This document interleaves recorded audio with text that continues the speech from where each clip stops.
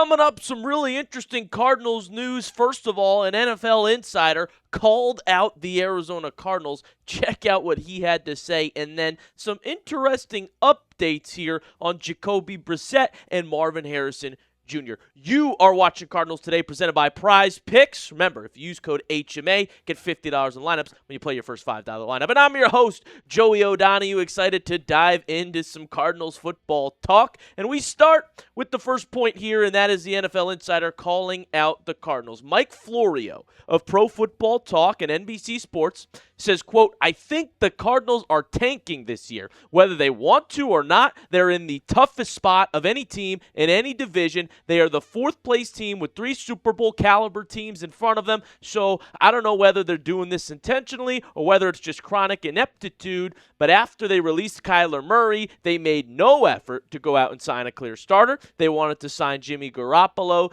That didn't work out. They signed Gardner Minshew. He's presumably the backup to Jacoby Brissett. Brissett's not happy because he signed to be a backup, not to be the starter. That's a fair position for him to take. So Brissett, I don't know.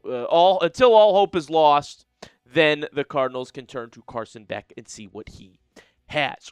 First of all, that is a strong claim to make, to go out here and say in July that the team is tanking. I mean, how bad does it have to get for an NFL insider to be saying that on July 9th, for crying out loud? But I will say he at least included the part of could be intentional, could be not intentional, because the Cardinals, they're playing one of the toughest divisions of football. And they do have the hardest schedule in the league this year by a lot of metrics. And so with the quarterback uncertainty and the competition that they will face, I could see the point of, yeah, the Cardinals aren't going to be good. A lot of insiders are coming out and saying that. But my take, just for the integrity of the game, I would like to think the Cardinals are not tanking. Also factor in, you've got a GM on the hot seat here, Monty Ossenfort. He cannot afford to be tanking, or his job's on the line. It's over, right? And they'll draft a new quarterback with a new GM and maybe even a new head coach, depending on how Mike LaFleur goes this year. I'm optimistic about Mike LaFleur, and especially because he's an offensive coach. But who knows? If you think you're drafting the franchise quarterback, you might want the head coach you believe in for the next few years to be able to make that decision again. Maybe it's LaFleur, maybe it's not. But Monty is on the hot seat, and he has mismanaged this offseason. Okay, when you go ahead and cut Kyler Murray, and then you can't find anybody to start that is serviceable this year, now with the whole Brissett thing holding out, you're wasting the talent that is on this Cardinals roster. They failed at getting a starting quarterback, and the Vikings were able to get Kyler Murray for cheap, as the Cardinals couldn't even get a trade partner for him. They just straight up cut him and still incur some dead cap hit. And so you might as well just see what Carson Beck has this year. All right, if you got the Brissett drama and you got nothing to lose because the team's looking bad anyway, that is probably a decision that comes around Thanksgiving, where if Brissett or Minshew has got this team off to a bad start, let's play Beck, see what we got in him for the rest of the year. Otherwise, you're hoping to play winning football with Brissett. And as I said, for the integrity of the game, I would like to not predict that the Cardinals are tanking at all, because I do think they have talented pieces on this roster, and the national media overlooks that a lot of the time. But Mike Florio today says he thinks that they are fully tanking in July. Let me know in the comments section, do you agree with that?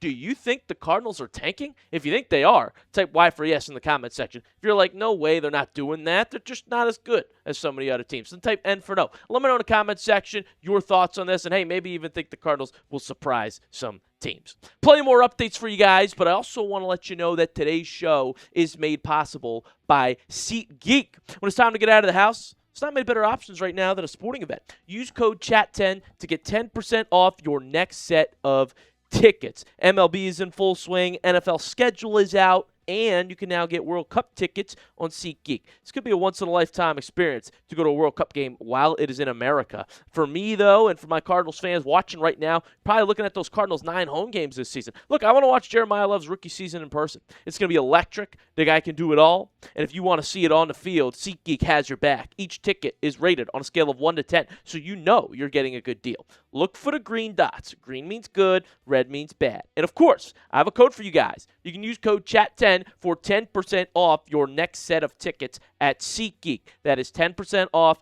any tickets with promo code CHAT10. Make sure you click the link in the description to download the app and have the code automatically added to your account so you can use it later. Thank you, SeatGeek.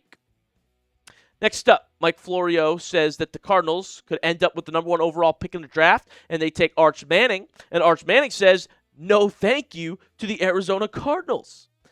You're saying Arch would decline coming here if the Cardinals try to draft him first overall? We'd have to deal with that then all of a sudden?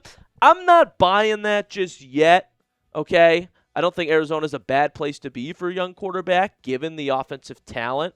Okay, again, people are overlooking. But if we did flash back for a second to another Manning in 2004, Eli Manning, remember, refused to play for the San Diego Chargers at the time and forced a trade to the New York Giants. They said, we will not play for the Chargers.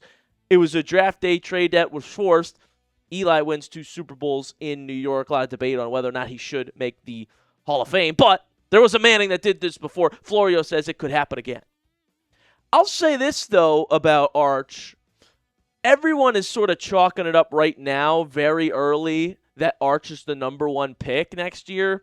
I'm not convinced he's the number 1 pick. I'm not convinced he's the number 1 quarterback in next year's draft class. I need to see a big year from him. We saw it the second half of last year's college football season, not the first half.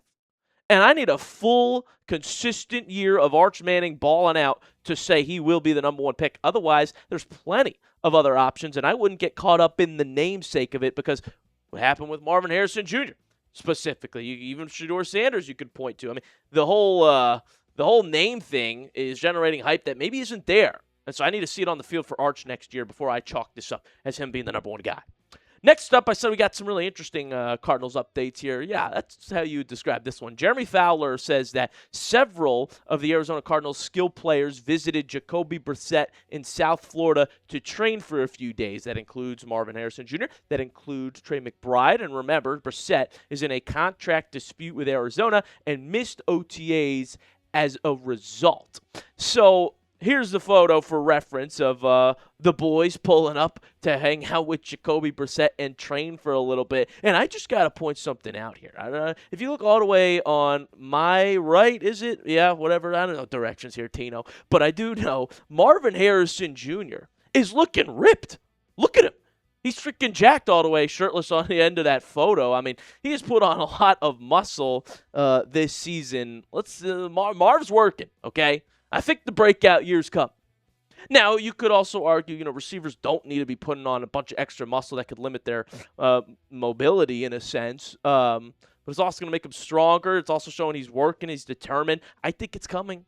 The MHJ breakout year, folks, finally. Why it could work. You got a new offensive-minded head coach, okay, who was the offensive coordinator for Davante Adams last year. This isn't Jonathan Gannon now and Drew Petzing. No, you've got a guy fully focused on offense and brought his other guy, Nate Hackett, over as well. And so Marv, he has ability. I've seen him win one-on-one. I've seen him make contested catches. I keep thinking about the Cowboys game on Monday Night Football. I can't unsee that. Okay? Cooked Deron Bland. You guys saw it. And then you've got Kendrick Bourne in the mix now. Michael Wilson, a 1,000-yard receiver. Teams are going to have to account for more this time. Okay, that could help free up Marvin Harrison Jr. And they're even designing a little bit of a new role for him in a sense where I think he's better at. Okay, Cardinals head coach Mike LaFleur said Marvin Harrison Jr. is going to play the Davante Adams role as the X-wide receiver, and Michael Wilson will be closer to the core in the Puka Nacua role at Z-wide receiver. Okay, incredibly successful duo over in our division rivals that Mike LaFleur was just coaching. He is going to emanate with Wilson and Marv, and I think, why couldn't that work? And something fun, who remembers Peyton Manning throwing to Marvin Harrison back in the day? Well, what if the next connection is Arch Manning to Marvin Harrison Jr.? Stay tuned, folks. Manning to Harrison coming again. Could be the next 10 years of dominance in the NFL, or it could just be a bunch of overhype because of the names, but I'm going to stay on the optimistic side because we're a year removed from it, and who knows, again, if Arch is number 1. But something fun to think about, an Arch to Marv duo in Arizona. All right, guys, before we continue on with today's show, I have a huge favor to ask. We are playing Prize Picks a lot. It's a lot of fun, and we have all of our hosts here at Chat Sports on Prize Picks at the NFC West channels. Currently, we are tied for second place in followers on the Prize Picks app, okay? The 49ers host, Chase Sr., he leads us all with 35 followers. The Rams host and myself, Joey O'Donoghue, the Cardinals host. We both have 19 followers, guys. I want to at least get ahead of those Rams, okay? We took their head coach. I'm talking about how we're going to try and emanate their offense. Let's beat them at their own game. Hit that follow button. I guess nobody cares about the Seahawks. You know, Will's only got 5 followers, unfortunately. But hit that follow button on Prize Picks. My username is JoeyOD1. Give me a follow. And when you do that, you can see all of my lineups before I even post them on the show. You know I got a lineup cooked up for today as well. It's going to be a lot of fun. With the World Cup going on, Prize Picks makes it even more enjoyable. So I'm going to pick the more on Hakimi passes attempted. Also going to pick the more on Mbappe shots, more than 2.5 there. And I like both goalkeepers to make more than 1.5 saves and more than 2.5 saves, respectively. I think we're getting a lot of shots in this game today for France and company.